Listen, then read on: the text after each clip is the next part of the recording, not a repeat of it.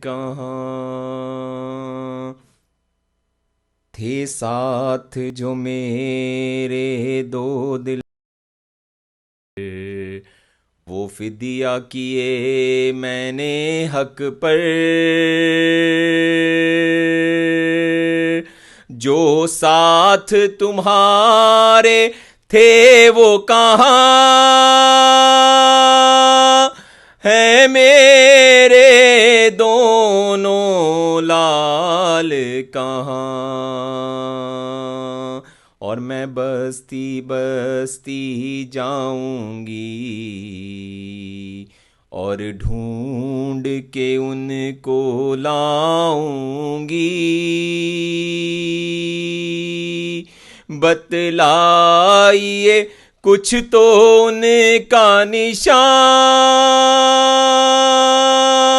ہے میرے دونوں لال کہاں، بس اتنا بتا دیجئے والی، دنیا تو نہیں ان سے خالی، کس گھر میں ہے وہ اب تک مہمان ہے میرے دونوں لال کہاں، دیلا شاہ مسلم نے یہ صدا، دے صبر کی طاقت تجھ کو خدا، ہو جائے گا جلد ہی تجھ پہ آیا ہے میرے دونوں لال کہاں، کی زوجہ مسلم نے یہ فغاں ہے میرے دونوں لال کہاں، بر محمد وآل محمد صلوات۔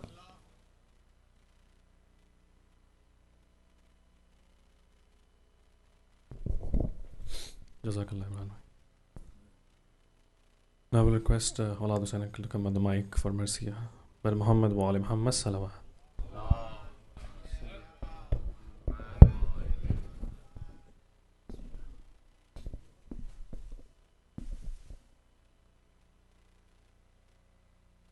صلوات۔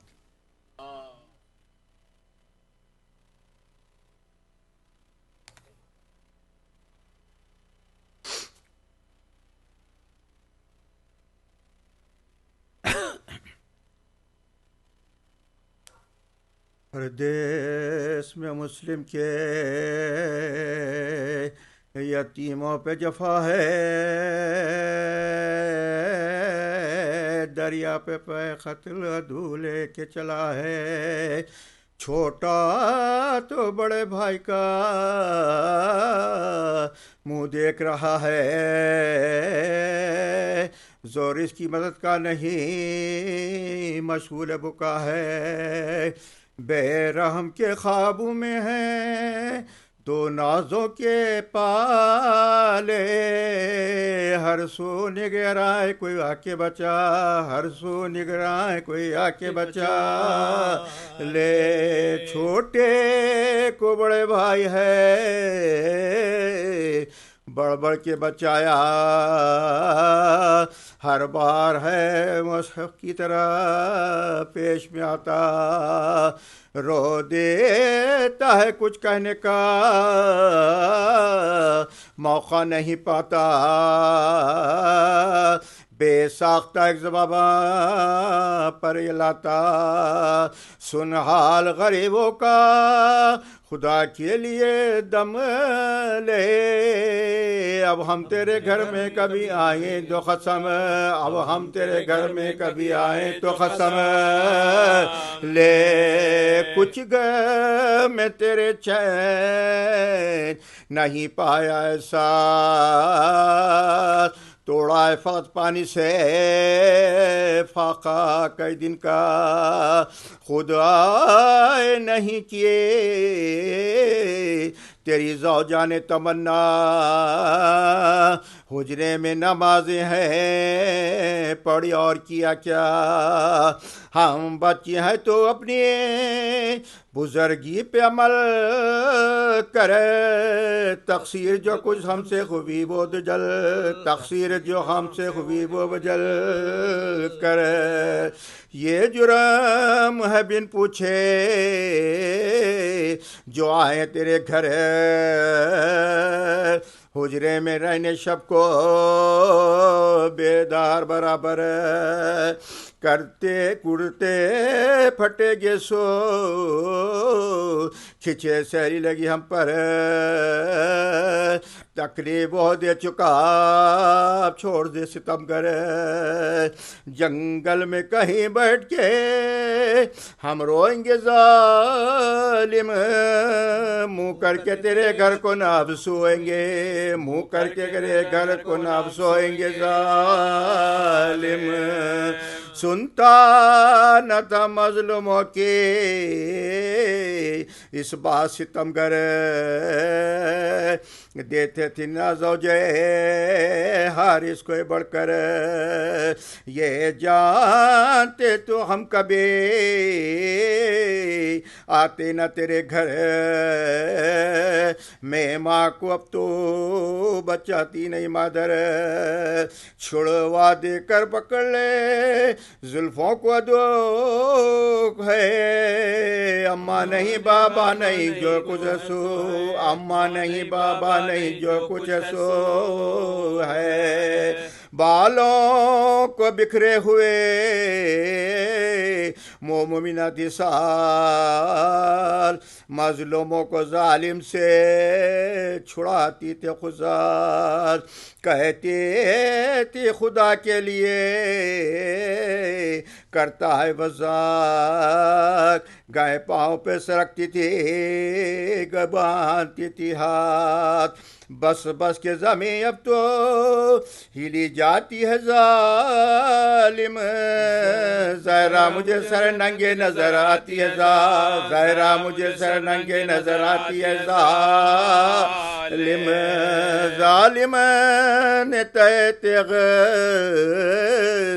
کیا زوجہ کو اس کی یہ فاطمہ کہ ہوئی زہرا پہ قربان. دریا پہ لایا انہیں پکڑے گرے بان دیدے غلام افشی کو وہاں اریاں. غصے سے کہا دونوں کو انگلی سے دکھا کر ہاں کاٹ لے سر کو کنارے پہ جا ہاں کاٹ لے سر ان کے کنارے پہ جا کر. تلوار کو چمکا کے بڑا وحشیہ یہ تیغ تلے سر کو جھکا کر ہوئے مرا. لکھا ہے کہ تھا وحشی مرد آخا رستے میں خطاب سے کیا دونوں نے ناگا. ہم شکل بلاش لولا کا تو ہے اس کا جیسے کہ پیغمبر کا موب ہے کہ دوس کا جیسے کہ پیغمبر کا موب کا دو ہے. فرزند کو دیاری سے ملون تلوار نہ بولا کہ اسے کاٹ لے ان دونوں کو جا کر. وہ بولا کہ مجھ سے یہ نہیں ہوگا زنگار. یہ تو ہے بدبخت سیار و جفاکار. حارث تو پسر کس کا شخی ازلے ہے. ماں فاطمہ ہے مومنوں کے باپ علی ماں فاطمہ ہے مومنوں کے باپ. تو کرے رہے ظالم نظر آئے تجھے کیوں کرے لے دیکھ نبی روتے ہیں دریا پہ کھلے سر یہ سنے کہ اٹھا ہاری سے ملعون ستمگر ظالم نے کہا مجھ کو نہ خوف پیمبر ایک تیغ تلے دونوں برادر کو بٹھا کرے سر کاٹا بڑے بھائی کا چھوٹے کو دکھا سر کاٹا بڑے بھائی کا چھوٹے کو دکھا کرے سر پا رکھا لاش کو دریا میں بہایا بھائی کے گلے کا جو لہو خاک پہ پایا گلفت سے برادر کا لہو جوش میں آیا تب چھوڑ کے آ تو اپنے یہ قاتل کو سنایا پہنچوں یہ لہو کرتے سے تلوار جھکا دے لوٹوں بڑے بھائی کے لہو میں رضا لوٹوں بڑے بھائی کے لہو میں رضا دے وہ بولا کہ ہو شوق سے غلطہ مجھے کیا ڈر بھائی کے لہو وہ لگا لوٹنے گھر کر کہتا تھا بڑے بھائی کہاں ڈھونڈو برادر تم تو ابھی بیٹھے ہوئے تھے میرے برابر کس نے ہی نصیب سے اڑتے ہوئے دیکھا بھائی نے گلا بھائی کے کٹتے ہوئے دے بھائی نے گلا بھائی کے کٹتے ہوئے بھائی نے گلا بھائی کے کٹتے ہوئے دیکھا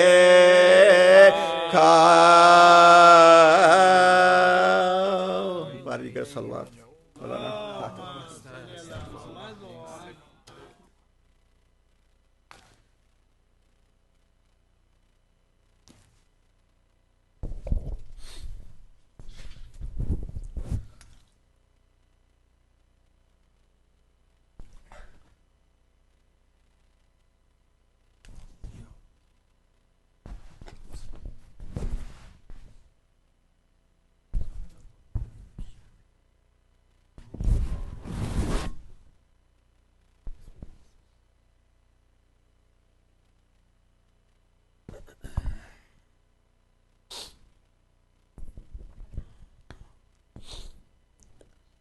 Please say Surah Fatiha for the marhumin of tonight's Niyaz sponsor.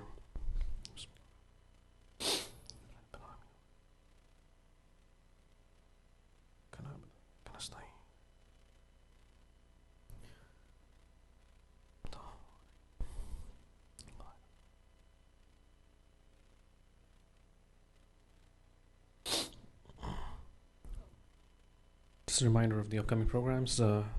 Thursday night, we will have the Kamal program as usual. We'll start at 7:30 with Salat al-Maghrib.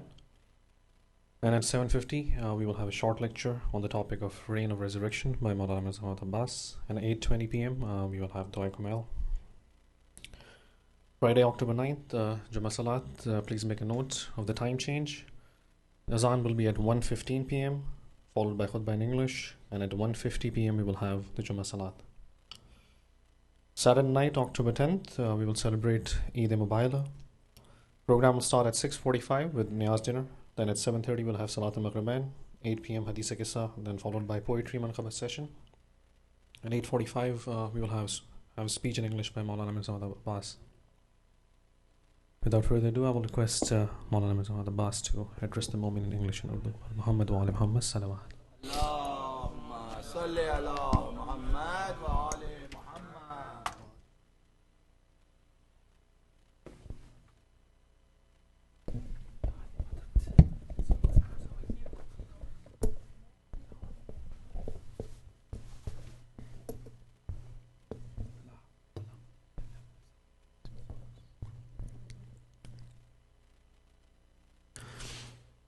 اعوذ باللہ من الشیطان الرجیم بسم اللہ الرحمن الرحیم الحمد للہ اولہ بلا اول کان قبل و آخرہ بلا آخر یکون بعدہ الذي قصرت عن رؤيته أبصار الناظرين وعجزت عن نعته أوهام الواصفين ثم الصلاة والسلام على سيدنا ونبينا حبيب إله رب العالمين أبي القاسم المصطفى محمد وعليه الطيبين الطاهرين المعصومين المظلومين ولعنة الدائم على أعدائهم وغاصب حقوقهم ومنكر فضائلهم أجمعين من الآن إلى قيام يوم الدين. أما بعد، فقد قال الله تعالى في محكم كتابه المجيد: بسم الله الرحمن الرحيم: لأغوينهم أجمعين إلا عبادك منهم المخلصين. صدق الله العلي العظيم. عظم الله أجورنا وأجوركم والسلام عليكم جميعا ورحمة الله وبركاته. Our condolences to the Imam of our time upon the death, upon the Shahadat anniversary, the martyrdom anniversary of the sons of Hazrat Muslim alayhi salam, Hazrat Muhammad and Hazrat Ibrahim. May Allah subhanahu wa ta'ala give ajr to all of the lovers of Ahl Bayt and all those who are commemorating this sorrowful anniversary of the sons of Hazrat Muslim.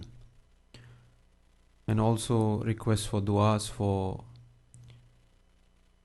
the Shuhada of Mina and many of those who are still, whose fate is still unknown. One of them is our principal of the school that we went to, Madrasa Hujjatiyah, Ayatollah Abu Shahri.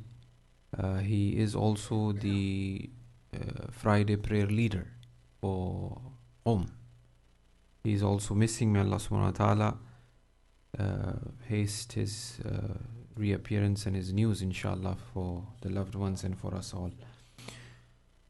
It's quite unfortunate, and we still getting messages and reports from Mina, from all different places where the loved ones are being sent back. May Allah subhanahu wa ta'ala give sabr and ajr to the loved ones. May Allah subhanahu wa ta'ala seek revenge from all of these who have conspired, plotted, or have been incapable of providing the services to guests of Allah subhanahu wa ta'ala by the hands of the Imam of our time, inshallah. Tonight we have gathered here to commemorate for the children of Hazrat Muslim alayhi salam. The journey of Imam Hussain alayhi salam already started. The first shaheed of this journey is Hazrat Muslim alayhi salam. This journey is a journey of Tawheed, is a journey towards Allah subhanahu wa ta'ala, which is known as Sayr ilallah. There are different types of journey. There is a Sayr, or there is a journey which is an outward journey that we all carry out. And there is an inward journey. And there is a relationship of this outward journey and inward journey, particularly in the case of Imam Hussain alayhi salam, which also teaches us that every journey of ours should have that inward journey for it or towards it. And that inward journey, which means that a journey towards Allah subhanahu wa ta'ala, every journey of ours should have that ingredient or that purpose or that maqsad, as we say, as Tawheed, as Allah. Whether my journey be to work, whether my journey be for ziyarat or hajj, so it must have that nearness, that niyat, that qurb. It should be ilallah. And it is not easy to have that intention of nearness to God, because the journey itself brings about many preoccupation. When a person is traveling, as we have our Haji, mashallah, here, who have just traveled. Alhamdulillah, may Allah subhanahu wa ta'ala accept his Hajj and the Hajj of all of the Hujjaj who have gone there, inshallah. It's not easy, because somebody called me and he said, what's there? I was doing nothing but being a doctor, trying to attend to the people who are there and trying to protect my wife as she accompanied me for Hajj. And I had just one sort of spiritual feeling when I saw the Kaaba. That's it. Other than that, there was nothing for me, to be honest. But why is it that we all have to go there and suffer there and all of that? Yes, it's a journey. It brings a lot of preoccupation. It deviates us. But if our intention is lillah, is for Allah subhanahu wa ta'ala, right, that will bring about that change. That will give us that sort of instances or that opportunities to really look into that reality. And then, as a matter of fact, I replied, that is Hajj itself for you. Protecting your wife and attending to the people who have gone, that is the Hajj. That's what it is. That you have done that for lillah. You had a purpose there. That azm, that Hajj, which really means that iradeh, right? That Hajj, that intention. So therefore, as journey, as a safar, as a sayr, itself is not easy. It's difficult. A lot of things there. You have to take care of yourself. Because of that, Allah have made that prayers short. When a person is qasr, when a person is on a trip, his prayer is qasr, because the amount of tawajjuh that he could do to Allah subhanahu wa ta'ala lessens a bit. So Allah is taking care of that. He says, fine, I know you're worried. I know you're worried about the surrounding, about the belonging. Just 2 rakat prayer instead of 4 is enough for you. Because a musafir already known as being closer to God. So safar in itself, sayr, journey in itself, as an essential reality is good. Fi zate, fi nafse. Safar fi nafse, fi zate is good. Because a musafir is near Allah. As musafir is already near Allah, that 4 rakat prayer is becoming 2 rakat prayer. Just like that 2 khutbahs of Salat al-Jummah is equivalent to the 2 rakat. If you just sit and listen to the khutbah that what the Imam Jummah is saying, it is as if you are doing sajdas, it is as if you are doing ruku to Allah subhanahu wa ta'ala. But you are really listening. So safar fi nafse, a person who is traveling, a traveler, essentially he is near Allah. Just like how a marid, a person who is ill, a person who is ill, fi nafse, as an essential reality, he is near Allah subhanahu wa ta'ala. That's why it said that, or for example, a person who is in sijn, a person who is a prisoner, he is already near Allah subhanahu wa ta'ala. Right? A mariz, he is already near Allah. That's why people request, people who are on trip, people who are a prisoner, people who are ill, for them to do dua for them. Right? So therefore, safar, traveling, journey, trip, in itself brings insan closer to God. That is why we find the Quran emphasizing and encouraging siru ilallah. Right? Siru fil arz. Right? Do travel, do journey. Fanzur kayfa kana aqibatul lil mukadhabin, for example, in order that you look how was the end result of those who were the liars. Aqibatul lil mukadhabin or mushrikeen or whatever, right? So let's conclude this for sure. A person who is a traveler, a person who does a journey, already he is near Allah subhanahu wa ta'ala. Right? And as he is already near Allah subhanahu wa ta'ala, his salat is becoming qasr, perhaps because of that reason. Number 2, and this is also clear, that when a person is on a trip and on a journey, it is very difficult for him to have that tawajjuh towards Allah. Perhaps that's the concession of the 2 rakat prayer that we said. So now, the journey of Abu Abdullah Hussain, which is journey towards Allah. That is why we find Abu Abdullah continuously from day 1 when he leaves Medina to Makkah, and from Makkah to Kufa, the most sentence or the most kalimat that he recited was La hawla wa la quwwata illa billah. There is no quwwah, there is no power but the power of Allah. That's one. And on the day of Ashura, it multiplied. The day of Ashura was the most, although he started before as well.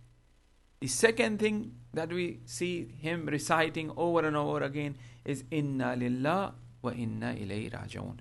Right from that day one, when Walid asked to give bay'ah to Yazid, he says Inna lillah wa inna ilayhi raji'un. That's the first thing he recited. That is the beginning of that journey of Tawheed.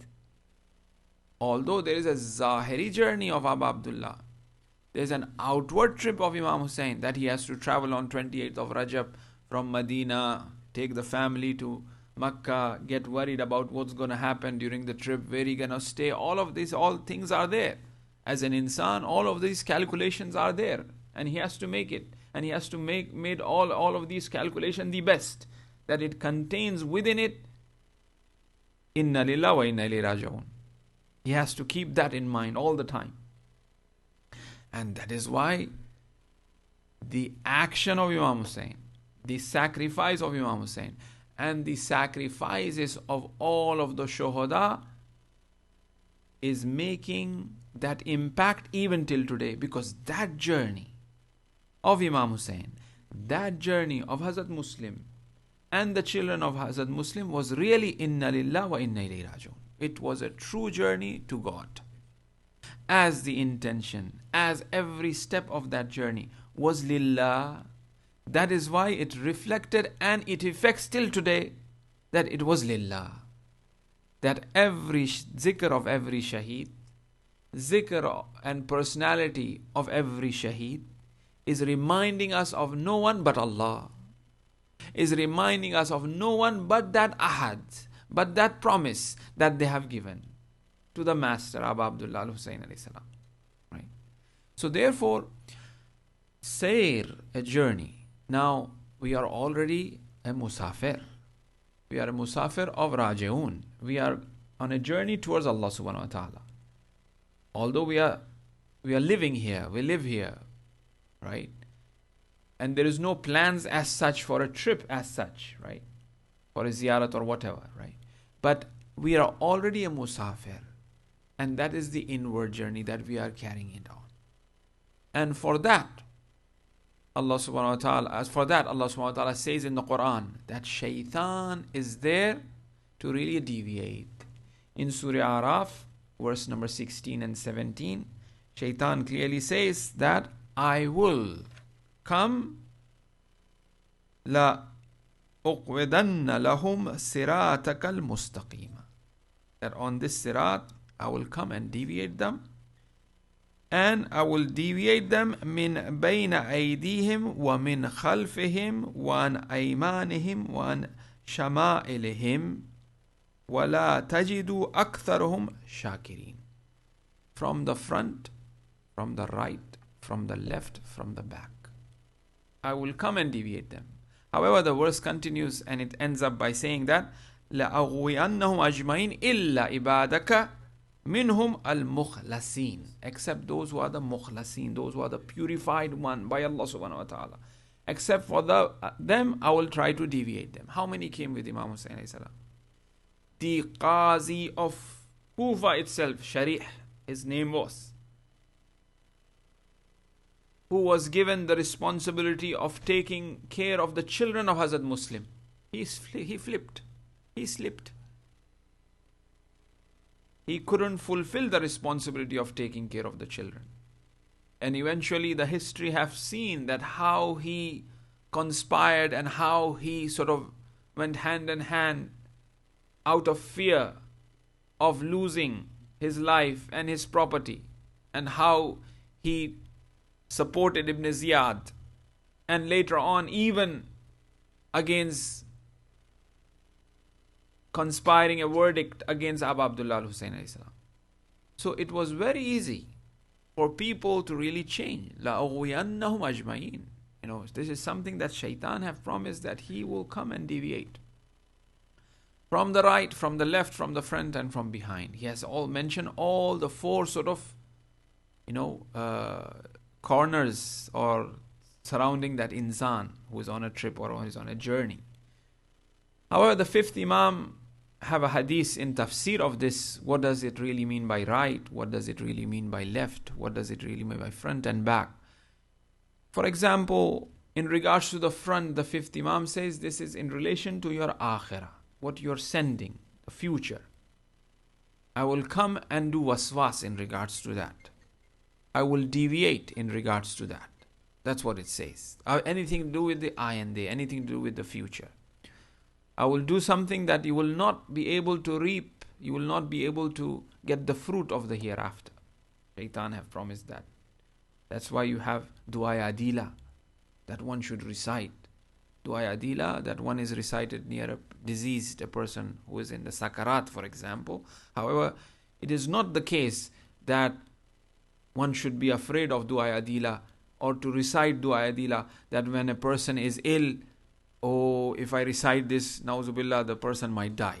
People tend to fear that, and they ask that Maulana, a person is in hospital, they are saying it's almost, the time is up for him. Can we recite Dua Adila?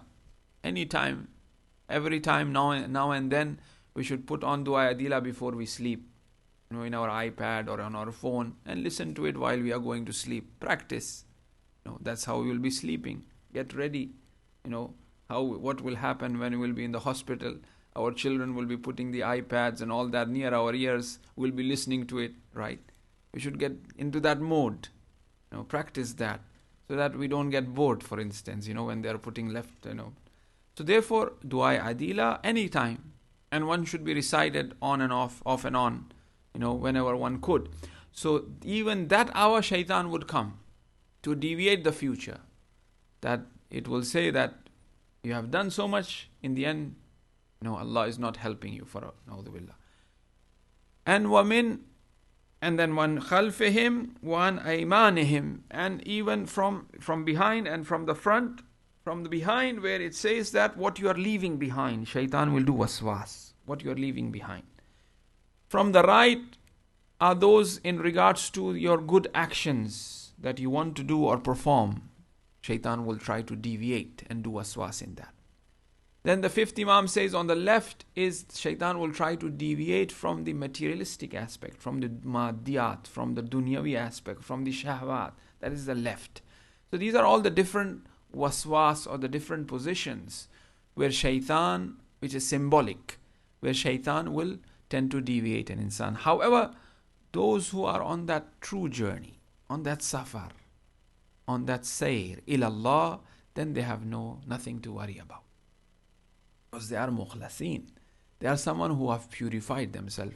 And if you look at the story of Karbala, you would find that pure sincerity and thorough purification that every shaheed is going over and over again, and the master of that and the teacher of that is Imam Hussain alayhi salam. He is responsible to make every one of his follower mukhlas, the purified one by Allah. That is why Imam Hussain said, go away, I don't want you. You go away. John comes, he says, you are free, slave of Abu Zar. I will guarantee, hereafter you worry about, I give you Jannah. It's purification, it's sincerity, it's test. And the master have to do that. The master, he himself in the first place, La hawla wa la quwwata illa billah. It's not easy.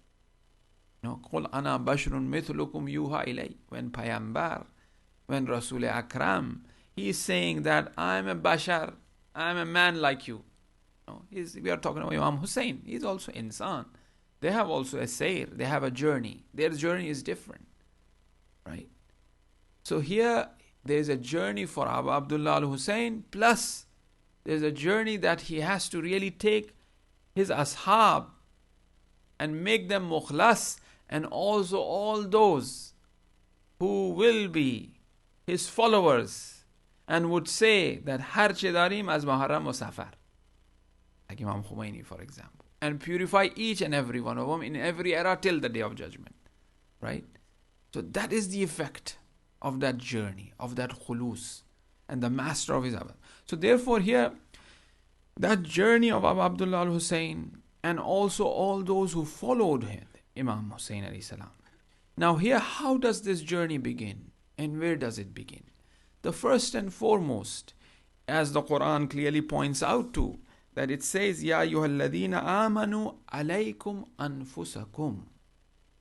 It says, O people who have brought Iman, alaykum anfusakum, la yadurrukum min dalla idha ahtadaytum. Those who have brought Iman, pay attention towards yourself. Alaykum anfusakum. Tawajjuh.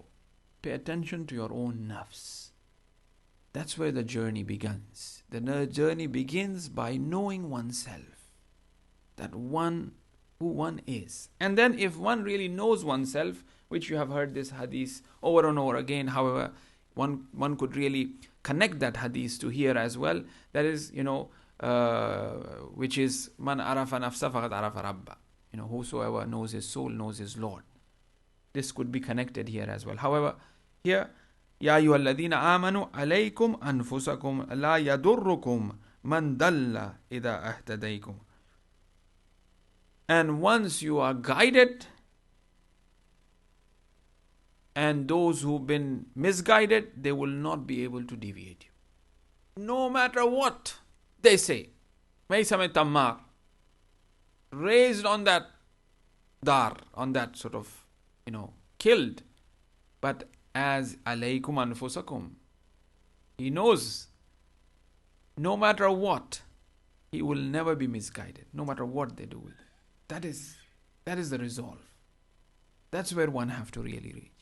But it begins with alaykum anfusakum, where one regards, where one respects oneself, one's soul, where one knows what's his journey, in what capacity that he could go to really surrender, to purify himself and purify his action. So if there is greater alaykum anfusakum, there will be greater misdeviation from those who are misguided. If the alaykum anfusakum is very weak, those who are misguided, they will easily deviate. And we have seen continuously those who were with Imam Hussein to begin with. Ubaidullah ibn Hura Jofi. Imam Hussein recognizes everything, even sees the nur of Abu Abdullah and says that I'm seeing some sort of light in your face. But in the end, he says, my horse and my sword. And both of them are really unique and special. But for me, I'm sorry. Right? So therefore, alaykum anfusakum. If one really respects and holds, take care of that nafs, then he will not be deviated. Then he will not be misguided. Now, what's the call of Imam Hussein alayhi salam? Is really to protect and baqa of that nafs. Here Abu Ubaidullah ibn Hura Jofi thinks, for example, that if I go with Imam Hussein, I'm gone. I'm protecting my nafs. Alaykum anfusakum. I'm protecting my life here. I'm saving myself. But that is not it. That's not the reality. The reality of alaykum anfusakum is baqa. Wa yabqa wajhuka, as they say in Surah Rahman, Dhul Jalali wal Ikram. The baqa is in the face of Allah subhanahu wa ta'ala. And those who sacrifice themselves, they are considered as ahya'un. Well, ahya'un. And Allah is providing the rizq to them. They are baqi. They are in the face of Allah. Right? So that's true alaykum anfusakum. One who protects one's nafs from all deviation, even to the extent that he has to leave this dunya for that sake, for those principles that he adhere, then he will remain with those principles, because for those principles he has sacrificed. So he has remained with that principles as long as these principles remain. And these principles will remain because these principles are from God. These are divine principles. Right? So therefore here, the Ya ayyuhalladhina amanu, alaykum anfusakum. That's one. It means that one have to take care of oneself, and that is why you would find number of traditions. For example, اجعل من نفسك على نفسك رقيبا. To be muraqib of your nafs, as Hazrat Amirul Mu'mineen says, alayhi salam. Take care of your own nafs. Be like muraqib of your nafs. And waj'al li'akhiratika min dunyak nasiba. And then if you do so, from this dunya, akhirat will be your nasib.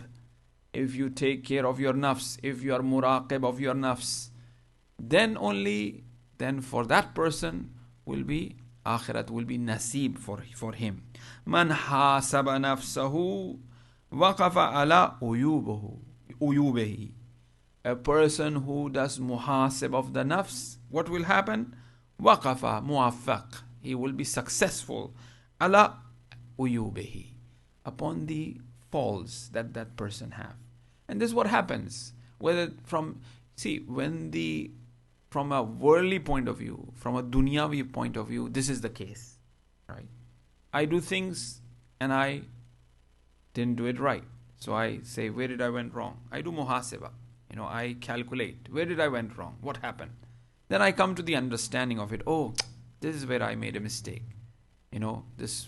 If you even see soccer game or things like that, the coach is watching and he'll say, okay, this is where you made a mistake. Next time, be careful. You will go there, that D, for example, go from the left, go from this muhasibah, that's calculating, right? So when the person is about to go there, he knows. Then he will be taking care of that so that he doesn't, make a mistake. So the same way, in terms of our nafs, where nafs is much more difficult.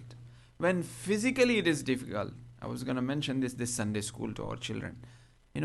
Kids, when they are praying namaz, and even for us as well, many times, it's very difficult for our body to have that stability. Something crashes here, something goes here.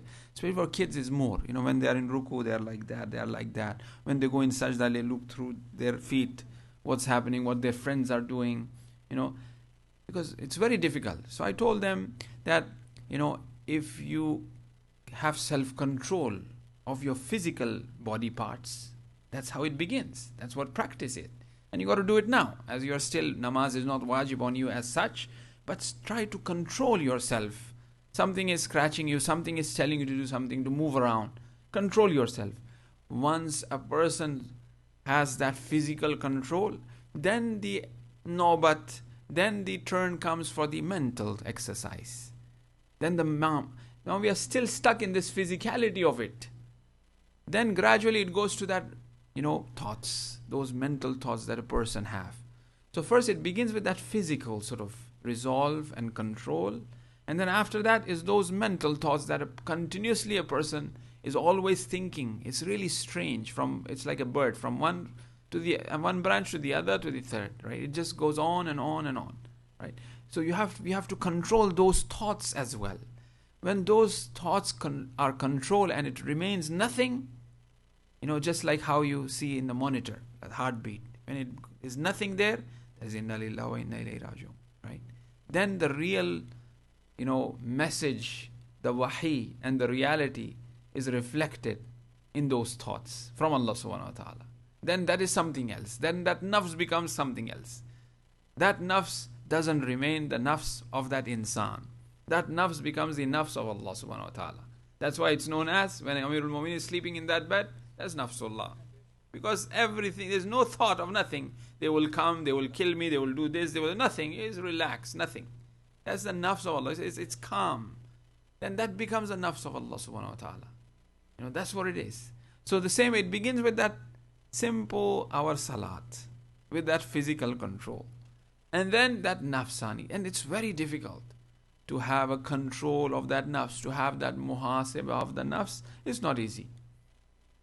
That's why man hasaba, a person who controls that, a person who calculates that, then he will be careful.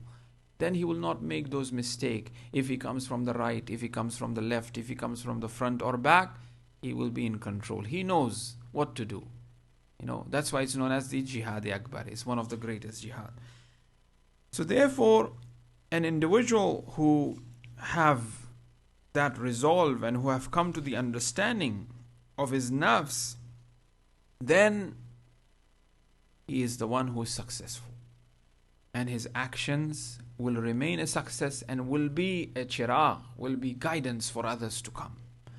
But what is required of this path that we are all on this journey is that istiqamat, that we have to really have that sort of strength, iqamat, that sort of,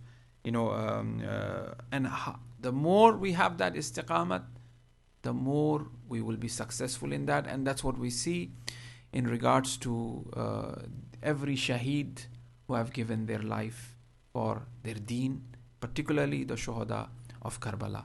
And tonight we are commemorating the shahadat of two little ones who came or who joined Hazrat Muslim alayhi salam to Kufa.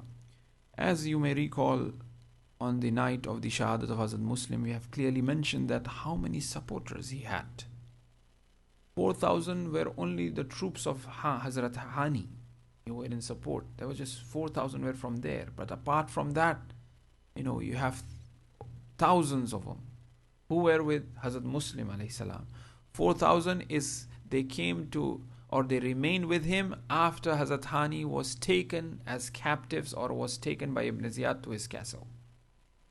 And then they said that, they have taken our tribal leader, we're going to be with Hazrat Muslim. However, the Qazi of that city said that Hani is in good state and he is the guest of Ibn Ziyad, and I would ask all of these soldiers to disperse.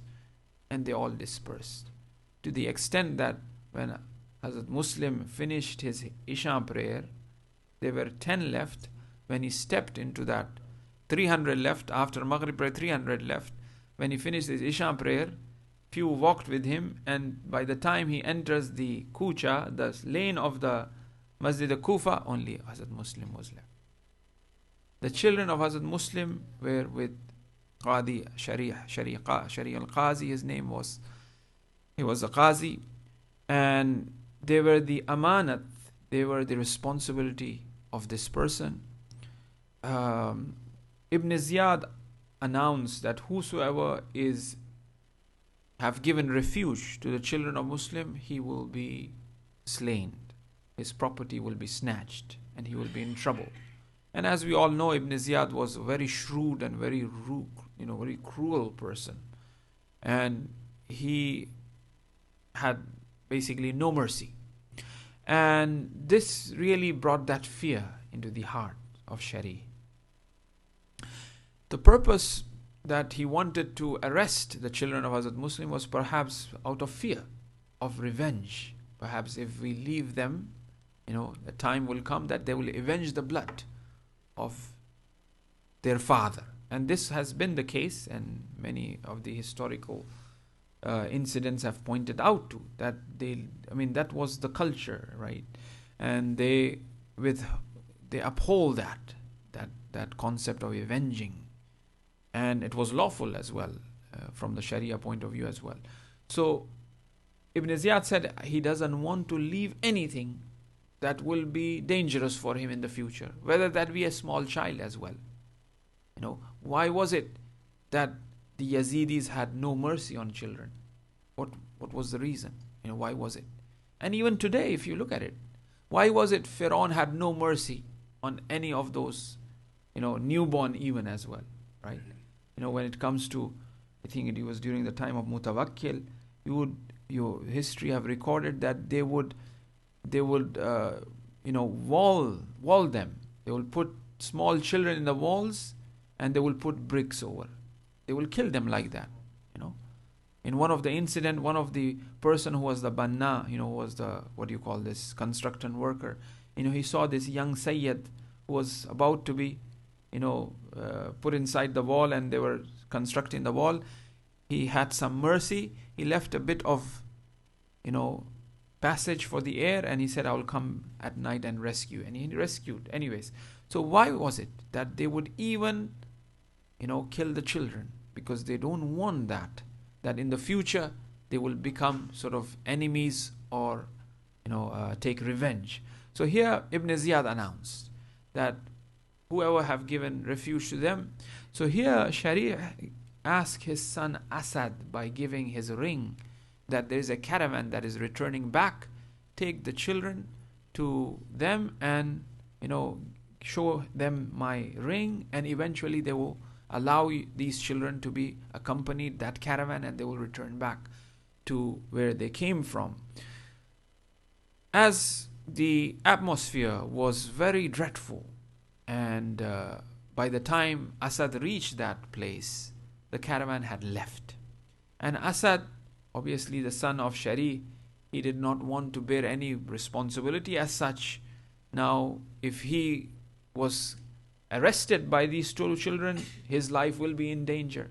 And they were all after their dunya, they were all after their life.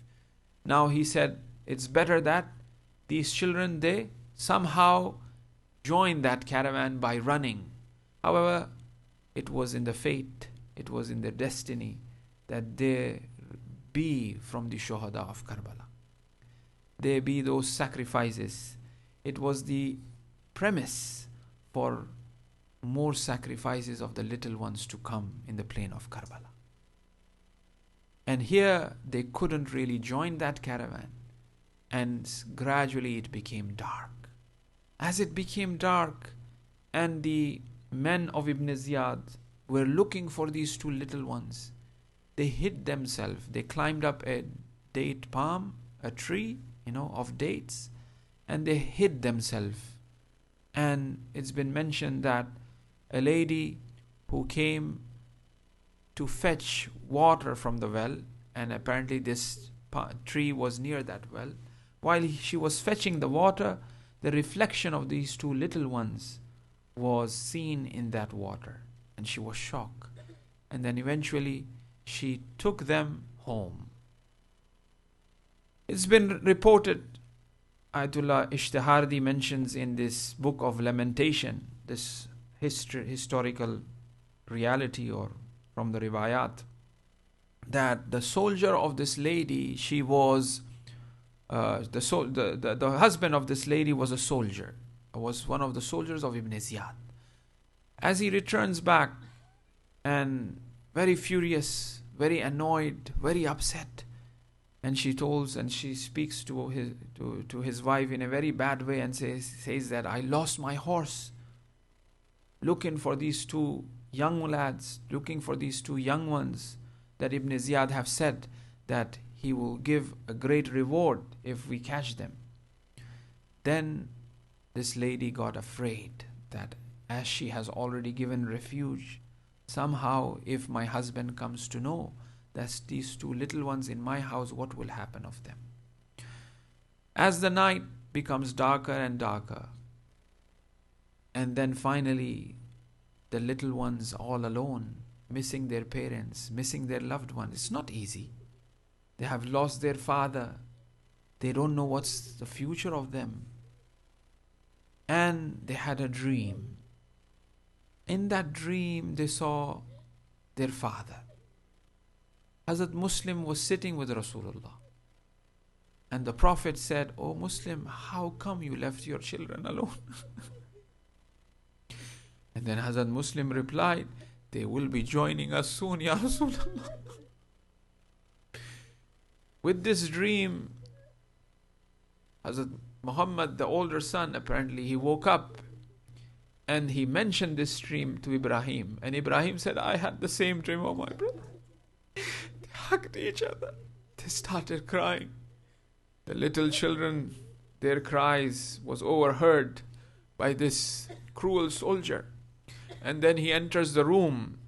He pushes the room open and he saw the two little apple of the eyes of Hazrat Muslim in the corner, and goes near them and shouted upon them. And here Muhammad moves forward and he says, "It is against the culture, it is against ethics that those who are your guests, that you will treat them badly."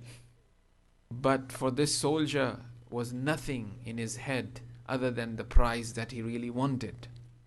Eventually he says that, "I will take the heads of these two little ones."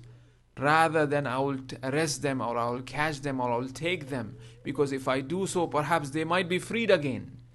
He wanted to make sure that he gets the reward what he wanted. All he has in his eyes was this material world, this dunya and this mal. Eventually, I think, as the riwayat reports, that it was dawn, it was early hours.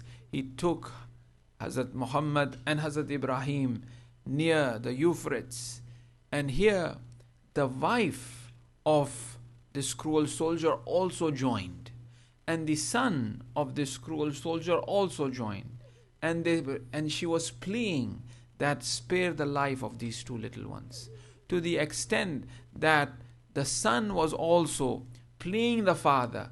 However, one tradition reports that he strikes his son, which took his life away. When the dunya comes into the eyes of a person, this is the result of it. And we have seen over and over again in history, those who wanted to become the king, they have killed their fathers just to get that throne. So the same way, it is nothing new. One will be shocked that how can that be possible? It is possible. And the present history have proven, and even the past history proves the same thing. And then he strikes to his son, the life of his son is already gone. And here he asks the two little ones of Hazrat Muslim that who wants to be the first one. Then the little brother Ibrahim moves forward and he says, kill me first. Then Muhammad moves forward, he says, no, you kill me first. And he strikes a blow onto the head of this little one, Muhammad. The head is severed and it goes into the lap of Hazrat Ibrahim. And he strikes another blow, and the head of Hazrat Ibrahim is also decapitated, is severed. Two sons of Muslim, both of these heads were taken to Ibn Ziyad. But there is another little sacrifice, which is the Zabiul Azim, because when that little one was raised in the hands of Aba Abdullah al-Hussein, the three-headed arrow of Hurmala came. It completely severed the head of Ali Asghar, leaving the head of Ali Asghar in the right hand of Aba Abdullah and the body in the left. And it was the time when he moves forward, he says, Inna lillah wa inna ilayhi rajaun, 7 times, which becomes the Safa and Marwa of Hussein. Finally, he takes Ali Asghar, gives to Rabab, and the ladies started to lament and cry. Only one body was buried on the day of Ashura. That was the body of Ali Asghar alayhi salam. When they buried the body of Ali Asghar alayhi salam, the mother was a bit satisfied that at least my son is buried. However, the time comes when they count the heads of the Shuhada. One head was missing, and that was the head of Ali Asghar. They dig open the grave of Ali Asghar, and they took the head and they placed it on the spear. The 6-month-old Ali Asghar upon that spear. A poet have beautifully mentioned here, Ma mujhe apni godi mein chupa le, ma maine ze pe hu, inna lillah wa inna ilayhi rajaun. سَيَعْلَمُ الَّذِينَ ظَلَمُوا أَيَّ مُنْقَلِبٍ يَنْقَلِبُونَ. परवरदिगारा तुझको वास्ता मोहम्मद वाले मोहम्मद का, तुझको वास्ता हज़रत इब्राहीम और हज़रत मोहम्मद का जो पिसरान मुस्लिम है, उनके पाक खून का हमारे बारवे इमाम का ज़ुहूर जल्द ताजील दर बारवे इमाम ज़ुहूर फरमा, हमें उनके आमार और अंसार में शामिल फरमा। परवरदिगारा तुझको वास्ता हज़रत पिसरान हज़रत मुस्लिम का हमारे गुनाहान सग़ीरा और कबीरा को माफ़ फरमा। परवरदिगारा तुझको वास्ता पिसरान हज़रत मुस्लिम का हमें इस दुनिया में, बरज़ख में और आखिरत में ज़िक्र आबा अब्दुल्ला अल हुसैन और हमेशा अहले बैत के साथ महशूर फरमा।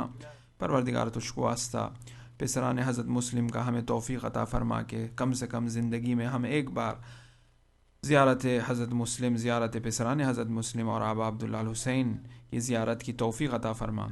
परवरदिगारा तुझको वास्ता मोहम्मद वाले मोहम्मद का जो दुश्मनान इस्लाम है, अगर काबिल हिदायत नहीं है, उनके अंदर तौफ़ीक़ नहीं है, उन्हें नीस्त और नाबूद फरमा। परवरदिगार तुझको वास्ता मोहम्मद वाले मोहम्मद का जो मिना में शहीद हुए हैं, उन्हें रसूल अकरम के साथ महशूर फरमा और उनके खानवादों को सब्र जमीला अता फरमा, अजर अज़ीम अता फरमा। परवरदिगार तुझको वास्ता मोहम्मद वाले मोहम्मद का तमाम मुहिब्बान अहले बैत अलैहिमुस्सलाम इस दुनिया में जहाँ जहाँ भी है, उनकी जान माल इज़्ज़त और आबरू की हिफाजत फरमा। परवरदिगार तुझको वास्ता मोहम्मद वाले मोहम्मद का मराज इज़ाम की हिफाजत फरमा। ہمیں آوان اور انصار میں امام زمانہ کے شامل فرما. ماتم حسین یا حسین یا حسین حسین